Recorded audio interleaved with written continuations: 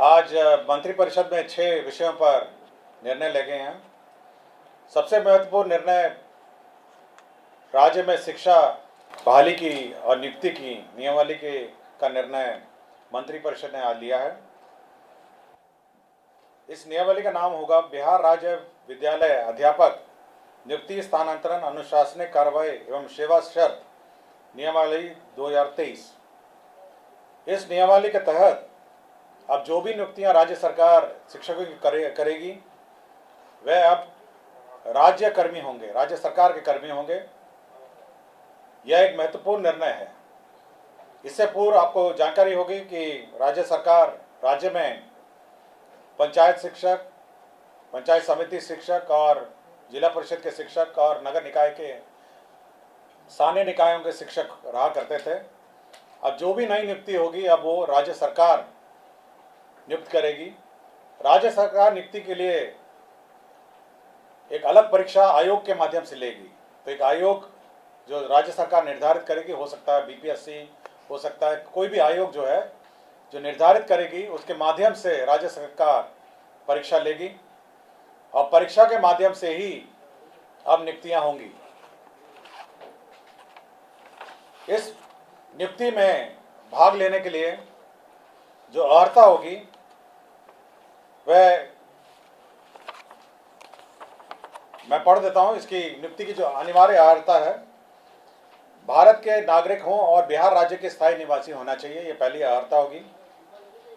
विद्यालय अध्यापक के पद पर नियुक्ति हेतु राष्ट्रीय अध्यापक शिक्षा परिषद द्वारा समय समय पर निर्धारित शैक्षणिक एवं प्रशासनिक योग्यता धारित करते हों एवं विशेष विद्यालय अध्यापक के लिए अर्हता भारतीय पुनर्वास परिषद के अनुरूप अनिवार्य होगा। तो ये महत्वपूर्ण एक अनिवार्यता है। राज्य सरकार एवं केंद्र सरकार द्वारा समय समय पर आहूत शिक्षा पात्रता परीक्षा में उत्तीर्ण हो, परंतु वर्ष 2012 से पूर्व नियुक्त एवं कार्यरत शिक्षक जो दक्षता परीक्षा उत्तीर्ण होंगे के लिए शिक्षक पात्रता परीक्षा में उत्तीर्ण अनिवार्य नहीं होगा। विषय विशेष के लिए अलग से विशेष अर्हता का निर्धारण विभाग द्वारा समय समय पर किया जाएगा। तो ये बिल्कुल स्पष्ट होगा कि पहले तो आपकी जो परीक्षा होगी, जो क्वालिफाइंग एग्जाम है, जो राज्य सरकार और केंद्र सरकार के लिए पहले ली जाती थी, उसके क्वालिफाई करने के बाद ही आप सरकार द्वारा जो कमीशन के माध्यम से परीक्षा होगी उसमें आप बैठ पाएंगे। तो पहला एक एग्ज़ाम जो सभी ने लिखा है, चाहे वो टीईटी हो और अन्य जो शिक्षा परीक्षाएं हैं, उसको क्वालिफाई करने के बाद आप राज्य सरकार के कमीशन द्वारा जो सरकार जो कमीशन निर्धारित करेगी उसके माध्यम से जो परीक्षा ली जाएगी तो बहाली उसके माध्यम से होगी। इसमें न्यूनतम आयु निर्धारित है 21 साल और अधिकतम आयु सरकार द्वारा निर्धारित की जाएगी। जो सरकारी नौकरी में अधिकतम आयु है वह होगी, लेकिन जो 10 साल की नियुक्ति वर्ष का जो छूट होगा, इस नियमावली के प्रवृत्त होने के पश्चात नियुक्ति के प्रथम संव्यवहार में अधिकतम आयु सीमा में 10 वर्ष की छूट दे होगी। तो इसमें नियमावली में 10 वर्ष का छूट का भी प्रावधान है जो लोग पूर्व में नियुक्त होंगे।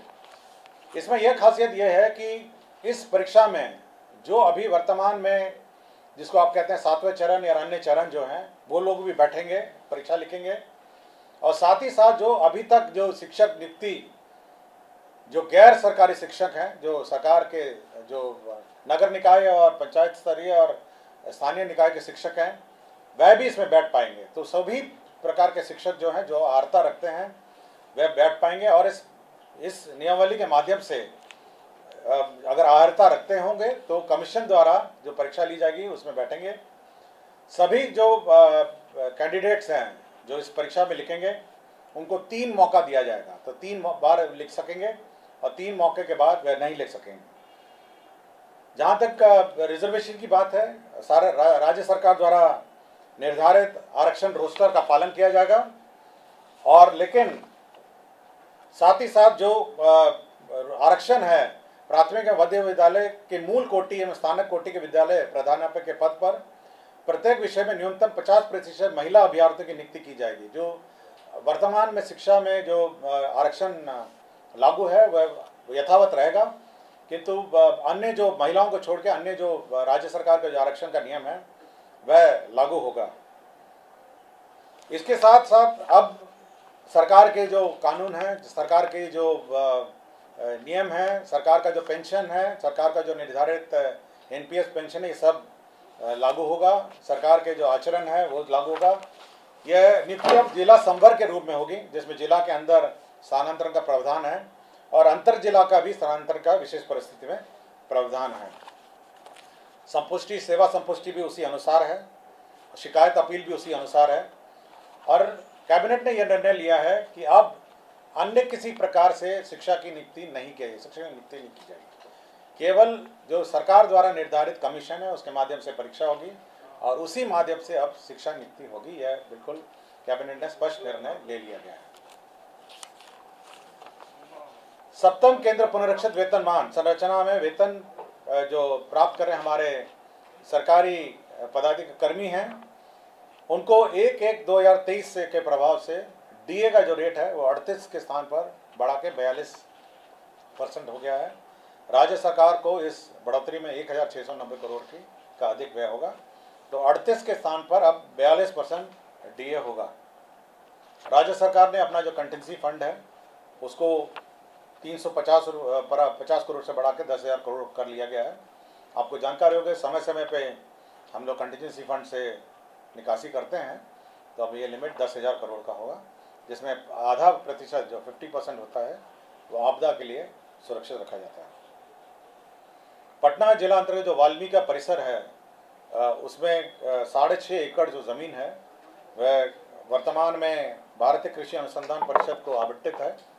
अब वो जो ज़मीन है वो बिपाड़ के एक्सपेंशन के लिए स्थानांतरित कर दी गई है और यह निर्णय लिया गया है। और बिहार पुलिस में ईआरएसएस का जो सिस्टम लागू है उसमें जो अंडरग्राउंड केबल नेटवर्क है उसमें जो शुल्क, राइट ऑफ वे शुल्क दिया जाता है ईआरएसएस पुलिस मुख्यालय और अन्य स्थान के लिए, ईआरएसएस के योजना के लिए, तो यह शुल्क, राइट ऑफ वे का शुल्क माफ़ हो गया है। और एक पद सृजन का है जिसमें राज्य योजना मद में ग्रामीण विकास विभाग के अंतर्गत जवाहर ग्राम स्वरोजगार योजना के अंतर्गत सृजित जो 102 पद थे उसमें 53 पद अब स्थापना में प्रतिबद्ध परमानेंट पद हो जाएंगे और 39 पद है उसको सरेंडर कर दिया गया।